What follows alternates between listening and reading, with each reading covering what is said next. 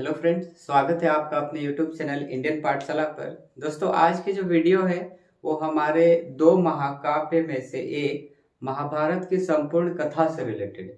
इस वीडियो में हम उसके फैमिली ट्री को लेकर जो अक्सर स्टूडेंट्स का डाउट बनी रहती है, इसके विषय में हम चर्चा करें। तो चलिए हम महाभारत के फैमिली ट्री को अच्छे से समझते हैं। सबसे पहले शुरुआत करते हैं। प्राचीन भारत में एक राजा हुए जिनका नाम है राजा ययाति। राजा ययाति की दो रानियां थी, एक थी देवयानी और दूसरी थी शर्मिष्ठा।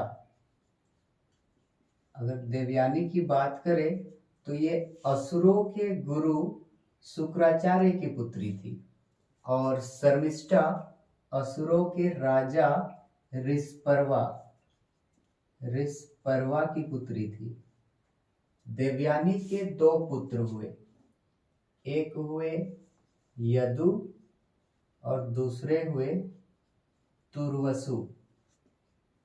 यदु के बाद यदुवंशी राजाओं की परंपरा चली और इसी कुल में, इसी वंश में हम आगे चलकर भगवान श्री कृष्ण के बारे में बात करेंगे। इनका जन्म, श्री कृष्ण का जन्म यदु कुल में होता है। शर्मिष्ठा के पुत्र की बात करें तो इसके पुत्र हुए पुरु। राजा ययाति के तीन पुत्र यदु, तुर्वसु और पुरु। इनमें पुरु सबसे छोटे थे, हालांकि ये पराक्रमी बहुत ज्यादा थे। इस कारण से राजा ययाति पुरु को अपना अगला उत्तराधिकारी बनाते हैं। पुरु के बाद हम बात करेंगे दुष्यंत। दुष्यंत के बाद राजा होते हैं भरत और इसी के नाम के बाद आगे चलकर हमारे देश का नाम भी भारत पड़ता है। भरत के बाद राजा हस्तिन होते हैं। हस्तिन के बाद हम बात करेंगे कुरु। कुरु इसी के नाम के बाद हम इन्हें कौरव वंश के नाम से जानेंगे इनको। तो कुरु के लिए एक फेमस क्षेत्र है कुरुक्षेत्र। कुरु के बाद राजा होते हैं शांतनु। अगर शांतनु की बात करें तो हम महाभारत के जो सीरियल होते हैं उनमें इस यहाँ से लेकर उनका स्टोरी से लेकर हम महाभारत का कथा हम देखते हैं। तो शांतनु, इन्हें शिकार का अक्सर शौक रहता है।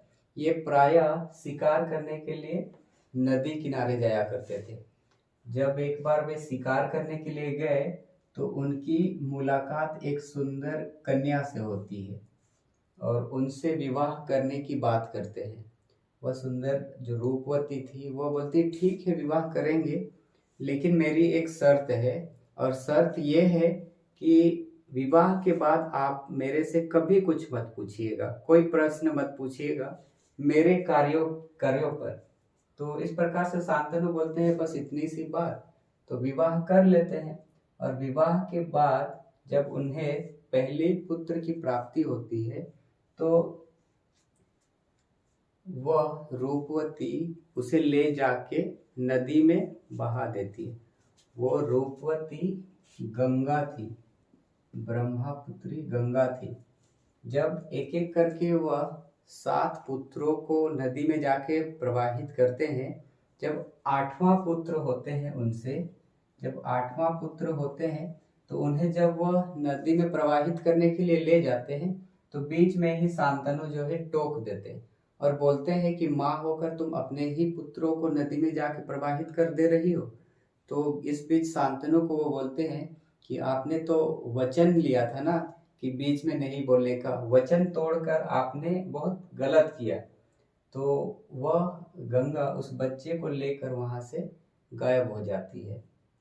और बाद में एक दिन जब वो फिर से शिकार करने के लिए गए थे तो फिर उन्होंने देखा, शांतनु देखे कि एक बालक जो नदी की धारा है उसको अपने बाण से रोक के रखे हुए थे। तभी गंगा प्रकट होती है और उन्हें बोलते हैं कि ये वही बालक है जिसे मैंने बचपन में ले गया था। और वह बालक कोई और नहीं, देवव्रत थे। तो इस प्रकार गंगा उन्हें वापस कर देते हैं देवव्रत को और फिर वह गायब हो जाती है। देवव्रत को पाकर शांतनु बहुत खुश होते हैं। इन्होंने इसको अपना अगला उत्तराधिकारी बनाते हैं और इसी प्रकार से समय बढ़ते गया। हालांकि गंगा के चले जाने के बाद शांतनु एक बार जब नदी किनारे फिर गए शिकार के लिए, तो उनकी मुलाकात फिर एक रूपवती से होती है। वह रूपवती सत्यवती थी। जब वह सत्यवती से मिलती है तो सत्यवती को विवाह के लिए फिर से बोलते हैं। तो इस पर सत्यवती बोलते हैं, विवाह के लिए बात तो ठीक है, लेकिन एक बार आप मेरे पिता से बात कर लीजिए, सत्यवती बोलती है। तो शांतनु उसके पिता से जब मिलते हैं तो उनके पिता बोलते हैं कि एक शर्त पर मैं आपको सत्यवती का विवाह आपके साथ करवाऊंगा, और वह शर्त है कि आप अपना जो साम्राज्य है वो गंगा के पुत्र को ना करके सत्यवती से जो पुत्र होंगे, अगर आप उनको अगर अपना उत्तराधिकारी बनाएंगे तो ही मैं सत्यवती का विवाह आपसे करवाऊंगा। इस पर शांतनु थोड़े से चौंक जाते हैं, क्योंकि देवव्रत भी इम्पोर्टेंट थी और सत्यवती भी। अगर देवव्रत को अगर अपना सिंहासन पर बैठाते तो इनसे विवाह नहीं कर पाते, और अगर सत्यवती से विवाह करते तो उनके पिता के शर्त के अकॉर्डिंग देवव्रत को अपने साम्राज्य से उतारना होगा, उत्तराधिकारी से हटाना होगा। तो शांतनु वापस आ जाते हैं, थोड़े टेंशन में रहते हैं। जब देवव्रत को ये बात पता चलती है उनके पिता के टेंशन को लेकर, तो वह सत्यवती के पिता के पास मिलने जाते हैं और जाके सत्यवती के पिता को बोलते हैं ये अपना जो सत्ता है, जो जिस पर वे अपना साम्राज्य लिए हुए थे, वो सब राजपाट त्याग करके वे जाते हैं और सत्यवती के पिता को बोलते हैं कि आप निश्चिंत होकर शांतनु का विवाह सत्यवती से करवा दीजिए, मैं सारा त्याग करके आया हूँ। तो सत्यवती के पिता बोलते हैं त्यागना तो ठीक है, लेकिन कल को अगर तुम्हारे भी पुत्र होंगे और वे भी इस साम्राज्य में अगर अपना उत्तराधिकारी बनने का जो मन है वो बोलेंगे, उत्तराधिकारी बनेंगे चाहेंगे, तो फिर सत्यवती के पिता को देवव्रत बोलते हैं कि इस पर वे एक शपथ लेते हैं। वो बोलते हैं कि मैं दसों दिशाओं, सूर्य, चंद्रमा आदि को साक्षी मानकर ये प्रतिज्ञा लेता हूँ कि मैं आजीवन ब्रह्मचार्य का पालन करूँगा। अपने इस कठोर, अपने भीषण प्रतिज्ञा के कारण ये आगे चलकर भीष्म कहलाएंगे। तो महाभारत में जो हम भीष्म पितामह सुनते हैं वो देवव्रत ही थे, गंगा पुत्र थे। तो इस प्रकार शांतनु का विवाह इनके साथ हो जाता है भीष्म के थ्रू। अपने पिता के प्रति इस प्रकार का प्रेम देखकर शांतनु भीष्म को इच्छा मृत्यु की वरदान देते। इच्छा मृत्यु की मतलब जब भीष्म चाहेंगे तभी उनकी मृत्यु हो सकती है। तो इस प्रकार सत्यवती से विवाह हो जाते हैं। ये मैं बात कर रहा हूँ हस्तिनापुर की है। तो इस प्रकार शांतनु का विवाह सत्यवती से हो जाती है और विवाह के बाद उनके 2 पुत्र होते हैं। एक होते हैं चित्रांगद और दूसरे होते हैं विचित्रवीर्य।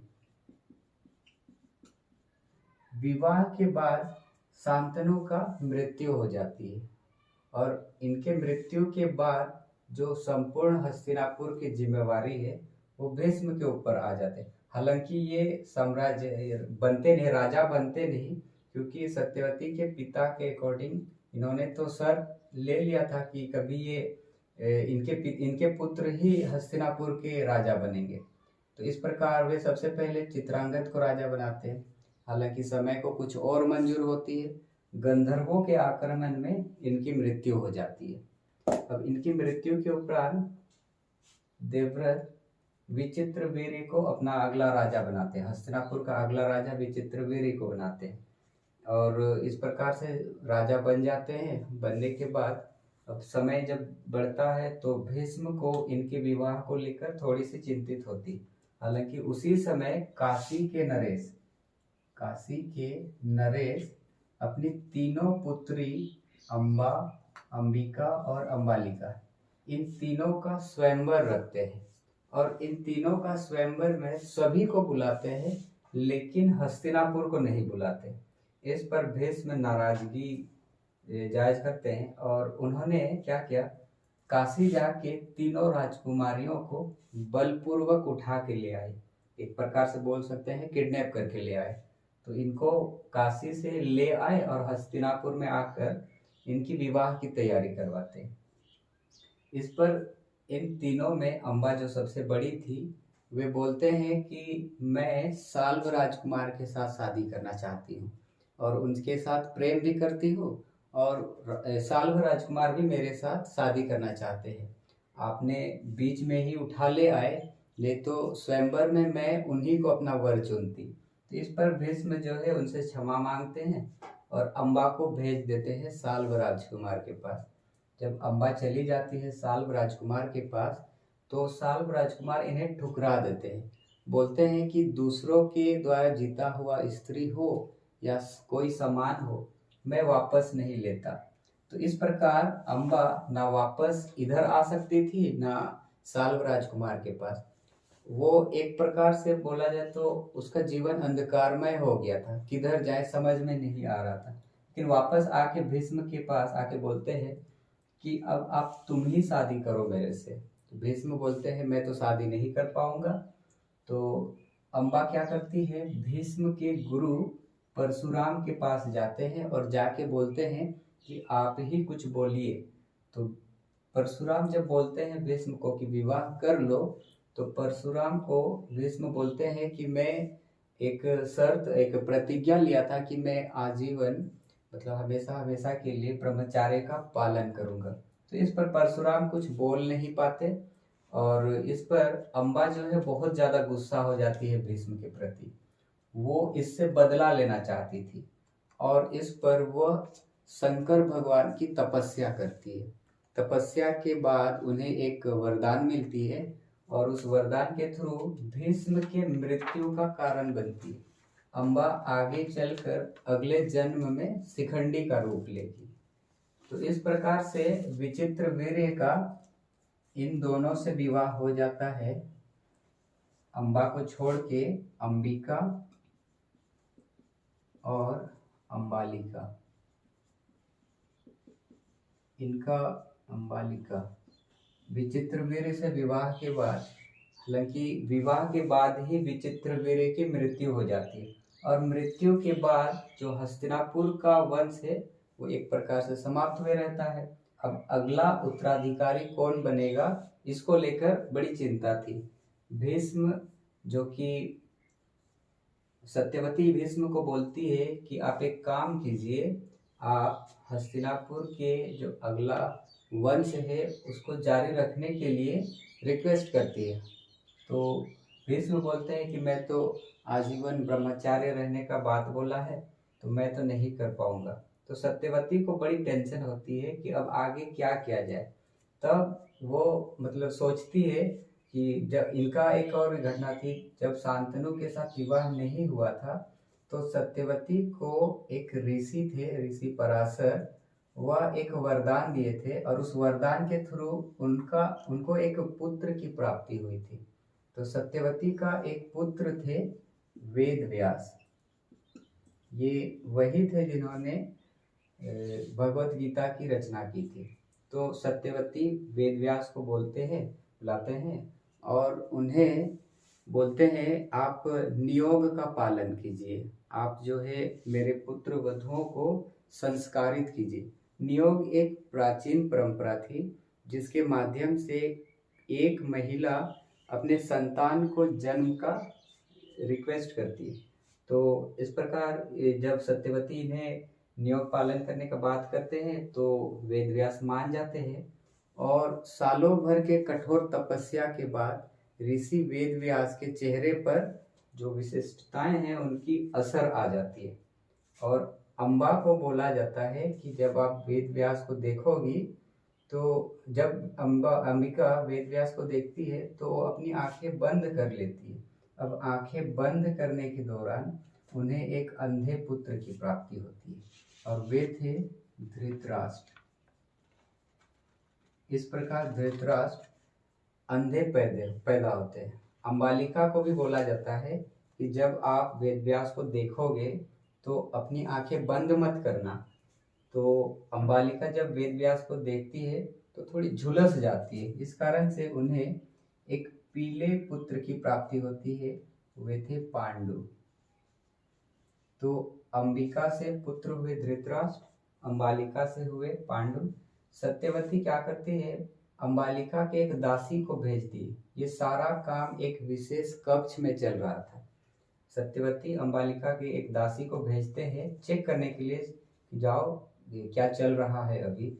तो अंबालिका का दासी जब जाते हैं तो उनके कान में वो जो उस विशेष कक्ष में मंत्र उच्चारण का कार्य चल रहा था, तो वो मंत्र जब अंबालिका की दासी सुन लेती है तो उसके थ्रू एक पुत्र की प्राप्ति होती है, वो थे विदुर। इस प्रकार से जो मंत्र उच्चारण है उनके थ्रू 3 पुत्र हुए, धृतराष्ट्र, पांडु और विदुर। विदुर की बात करें तो ये बहुत ही ज़्यादा धर्म नीति, बहुत नॉलेज इनके पास था। इनके पास एक बार इतने टैलेंटेड थे कि एक बार जब पांडव और कौरव चौसर खेलने के लिए जब गए थे तो उन्होंने भांप लिया था कि अगर इस तरह से खेल खेलेंगे तो इस कुल का नाश हो जाएगा। इन्होंने धृतराष्ट्र को इस पर सूचित भी कर दिया था, हालांकि इस बात पर ज़्यादा कोई गौर नहीं किया। तो अब हम बात करते हैं आगे। तो धृतराष्ट्र का विवाह, इनका विवाह की बात करें तो धृतराष्ट्र का विवाह होता है गंधार नरेश की पुत्री गांधारी से। गांधारी से विवाह होता है और जब उन्हें पता चलता है धृतराष्ट्र के बारे में कि ये अंधे हैं तो ये भी अपनी आंखों पर पट्टी लगा लेती है। इससे क्या होता है, जो गंधार के नरेश और गांधारी के भाई थे शकुनी, ये अपने को इसका एक अपमानित समझते थे। शकुनी जो कि संघर्ष की ज्वाला बढ़ाने में बहुत ही अहम निभाते, अब अपमानित होकर ये इनसे बदला लेना चाहते थे। और जो पांडव थे उनका वंश को नष्ट करने में बहुत हद तक इनका भी हाथ था। तो गांधारी और धृतराष्ट्र, इनकी अगर पुत्रों की बात करें तो इनके 100 पुत्र हुए, जिनमें धृतराष्ट्र और गांधारी के 100 पुत्र हुए। उनमें सबसे बड़े थे दुर्योधन, दुर्योधन,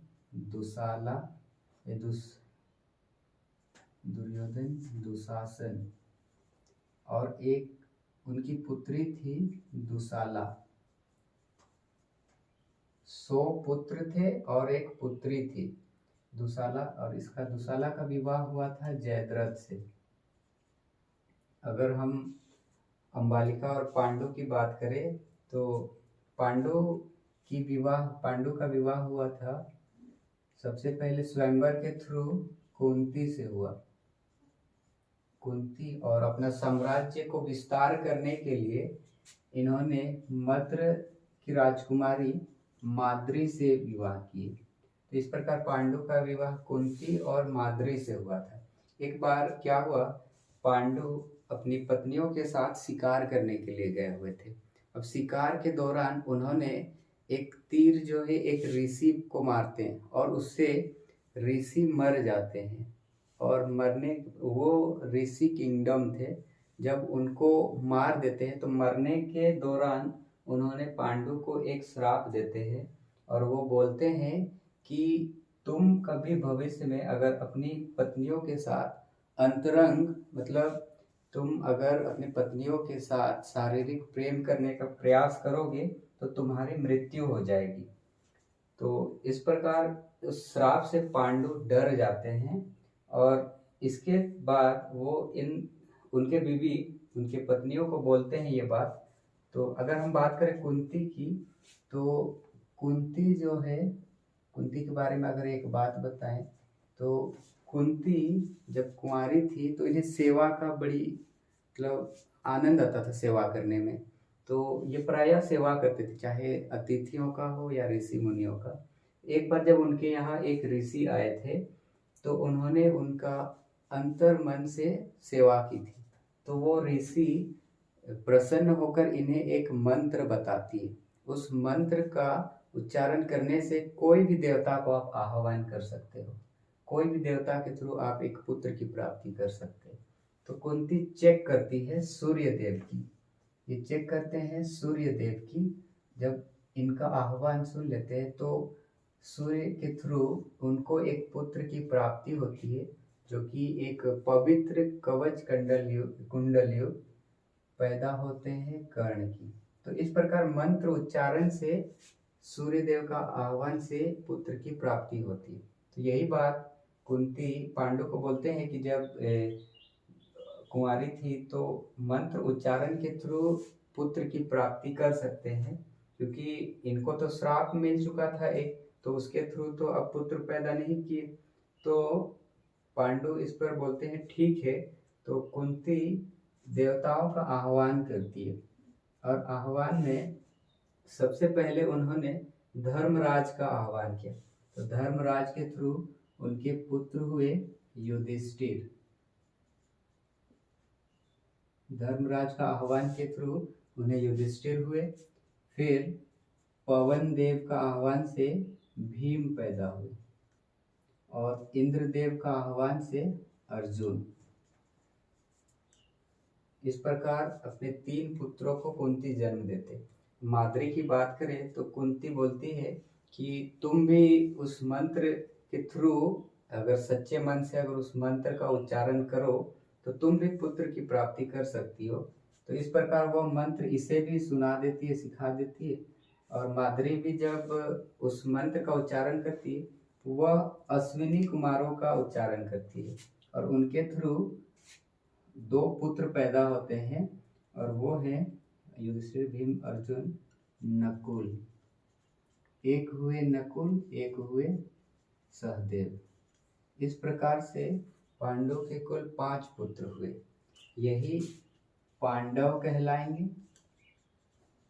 और युधिष्ठिर, धृतराष्ट्र और गांधारी, इनके जो पुत्र हुए वे कौरव कहलाएंगे। तो इस प्रकार से हस्तिनापुर का जो फैमिली ट्री है हम इस प्रकार से पढ़ते हैं। अब अगर हम बात करते हैं एक दूसरा फैमिली ट्री का, अगर हम बात करते हैं मथुरा का, अगर मथुरा का फैमिली ट्री बात करें तो मथुरा में हम बात किए थे कुंती का एक भाई था वो वासुदेव, और कुंती और वासुदेव इनके पिता हुए सूरसेन। सूरसेन के पुत्रों में कुंती और वासुदेव थे। वासुदेव की 2 रानियां थी, एक थी देवकी और एक थी रोहिणी। अगर देवकी की बात करें तो ये कंस की चचेरी बहन थी, कंस की चचेरी बहन थी। जब एक ऋषि कंस को एक ज्योतिष, जब कंस को बोलते हैं कि देवकी का 8वां पुत्र तुम्हारे मृत्यु का कारण बनेंगे, तो इस पर देवकी जो है कंस जो है देवकी और वासुदेव इन दोनों को कैद कर लेते हैं और 8वां पुत्र को मारने का विचार करता है। तो देवकी और वासुदेव को जब उठा ले जाता है, और जब उसी प्रकार 7वां पुत्र इनका जब पैदा होता है तो 7वां पुत्र को भगवान विष्णु के द्वारा देवकी के गर्भ से रोहिणी के गर्भ में ट्रांसफर कर दिया जाता है, स्थानांतरण कर दिया जाता है। इस प्रकार रोहिणी का पुत्र में हम बात करेंगे बलराम जो कि 7वां पुत्र थे, इनका स्थानांतरण कर दिया गया था। और देवकी का 8वां पुत्र हुए श्री कृष्ण। मैंने वहाँ बोला था कि यदु जो कुल है, यदु कुल से ही बात करेंगे श्री कृष्ण के बारे में। तो ये यदु कुल के थे। तो श्री कृष्ण जो कि 8वें पुत्र थे, इनको जब इनका जन्म होता है तो वासुदेव अपने दोस्त नंद के यहाँ ले जाते हैं यमुना पर। नंद के पत्नी थे यशोदा, तो नंद के यहाँ श्री कृष्ण को बचपन में ले जाते हैं और फिर उनके यहाँ छोड़ जाते हैं। और इस प्रकार से श्री कृष्ण, जो कि भगवान विष्णु के अवतार थे, उन्होंने कंस का वध करते हैं। तो रोहिणी की अगर आप पुत्रों की बात करें तो इनकी और एक पुत्री थी, वो थी सुभद्रा। तो रोहिणी के पुत्र में बलराम और एक थी सुभद्रा। सुभद्रा की बात करें तो इनका विवाह आगे चलकर अर्जुन से होती है। और अर्जुन और सुभद्रा, इनके पुत्र हुए अभिमन्यु। हम लोग बात करेंगे इसी में अभिमन्यु, और अभिमन्यु की पत्नी थी उत्तरा। तो इस प्रकार हम मथुरा का फैमिली ट्री का बात इस तरह से कर सकते हैं। अब अगर हम बात करते हैं पांचाल का फैमिली ट्री, पांचाल देश का, तो पांचाल में हम बात करेंगे, एक राजा थे द्रुपद। राजा द्रुपद, इनके सहपाठी थे द्रोणाचार्य। अगर द्रोणाचार्य की बात करें तो ये भारद्वाज के पुत्र थे, ऋषि भारद्वाज। और द्रुपद की बात करें तो ये प्रस्ता के पुत्र थे। द्रुपद और द्रोणाचार्य जो कि सहपाठी थे, दोनों क्लासमेट थे अपने समय में। द्रुपद एक वचन दिए थे द्रोणाचार्य को कि अगर कभी भी द्रुपद पंचाल का अगर नरेश बन जाते हैं, राजा बन जाते हैं, तो अपना साम्राज्य का आधा हिस्सा द्रोणाचार्य को दे देंगे। इस पर जब वे प्रस्ता की मृत्यु के बाद द्रुपद राजा बनते हैं, तो अपना जो वचन दिए थे उस वचन को ये भूल जाते हैं, इन्हें अपना आधा हिस्सा नहीं देते। इसके उपरांत द्रोणाचार्य जो है नाराज हो जाते, वे चले जाते हैं कृपाचार्य के पास। कृपाचार्य के पास जाते हैं, और कृपाचार्य वही थे जिन्होंने पांडव और कौरव को शास्त्र विद्या दिए थे। शास्त्र विद्या कौरव और पांडवों को कृपाचार्य दिए थे। तो इनके पास जाते हैं। इनकी एक बहन थी कृपी। कृपाचार्य और कृपी ये दोनों सारदकत के पुत्र थे। सारदकत। तो द्रोणाचार्य इनसे बाद में विवाह कर लेते हैं, कृपी के साथ विवाह करते हैं, और इनका एक पुत्र होते हैं अश्वत्थामा। अश्वत्थामा इन्हीं के पुत्र थे, कृपी और द्रोणाचार्य। अगर द्रुपद की बात करें तो द्रुपद के पुत्रों में अगर पहली पुत्री हुई द्रौपदी, द्रौपदी हुई, और एक हुए धृष्टद्युम्न, और एक हुए शिखंडी। इससे पहले जो मैंने बोला था कि भीष्म को अम्बा, ये अम्बा ही अगला जन्म ले लेती है द्रुपद की पुत्री में, शिखंडी का, और भीष्म के मृत्यु का कारण बनते हैं। अगर यहाँ पर मैं बात कर दूँ, अच्छा यहाँ मैंने एक बात बोला था कुंती के बारे में कि वो सूर्यदेव का जब आह्वान किए थे तो कर्ण उनके यहाँ पैदा हुए। सूर्यदेव का आह्वान से कुमारी होने की वजह से कुंती क्या करती है, उस बदनामी के डर से वह उसे गंगा नदी में एक पेटी में बंद करके उसे प्रवाहित कर देते हैं। अब जब प्रवाहित कर देते हैं तो कर्ण को एक सारथी मिलते हैं। कर्ण को एक दूसरे छोर पर जब सारथी, इस अधिरथ नाम है उसका, अधिरथ कर्ण को जब मतलब देखते हैं पेटी में, तो उसको वो उठा लेते हैं, ले जाते हैं। और अधिरथ की पत्नी थी राधा। ये दोनों ही कर्ण का पालन पोषण करते हैं। तो अब आगे की बात करें यहाँ पर द्रौपदी की, तो द्रौपदी का हम लोग एक स्वयंवर जानते हैं। जब अर्जुन, स्वयंवर में ये था कि नीचे जो है पानी रहेगा और ऊपर मछली एक चक्री में रहेगा, और वो चक्री घूमते रहेगा, नीचे पानी में उसका छाया दिखेगा, और नीचे देखकर ही तीर के थ्रू उस मछली के आँख में मारना है। तो जब ये स्वयंवर में अर्जुन उन्हें जीत लेते हैं, जीतने के बाद उन्हें ले आते हैं घर। तो द्रौपदी कुंती को बोलती है, अपनी माता को बोलती है, अर्जुन बोलते हैं अपनी माता को कि माता देखो हम तुम्हारे लिए क्या लाए हैं, मैं तुम्हारे लिए क्या लाया हूँ। तो कुंती इस बीच बोलती है कि बेटा जो भी लाया है पांचों भाई मिल के ले लो। तो फिर अपनी माता के मुंह से यह बात जब सुनते हैं तो असमंजस में पड़ जाते हैं। अब माता बोली है क्योंकि द्रौपदी को जीत के लाए थे, तो अब द्रौपदी को पांचों भाइयों में मिल के बांटना होगा। तो कुंती को बड़ी मतलब खराब लगती है इस बात को लेकर। इस बीच श्री कृष्ण आते हैं और आके इस समस्या को बोलते हैं, सुलझाने का प्रयास करते हुए बोलते हैं कि पिछले जन्म में द्रौपदी ने एक वरदान मांगी थी कि उसके जो होने वाले पति है उनमें 5 गुण मांगे थे। एक तो बोले तो सत्यता के लिए, बल के लिए बात बोली थी, धनुर्विद्या, सुशीलता, सुंदरता। जो 5 गुण मांगी थी वो एक पुरुष में संभव नहीं थी, इसीलिए इनका विवाह 5 जो पुरुष जो गुण थे जो मांगी थी, इसीलिए वह जो 5 गुण मांगी थी वो तो संभव नहीं था एक व्यक्ति में। तो युधिष्ठिर की बात करें तो युधिष्ठिर के पास सत्यता थी, ये सत्य के लिए इनके अंदर सत्यता के गुण थे। भीम के पास बल थी, अर्जुन के पास धनुर्विद्या, उसी प्रकार से नकुल के पास सुंदरता और सहदेव के पास सुशीलता।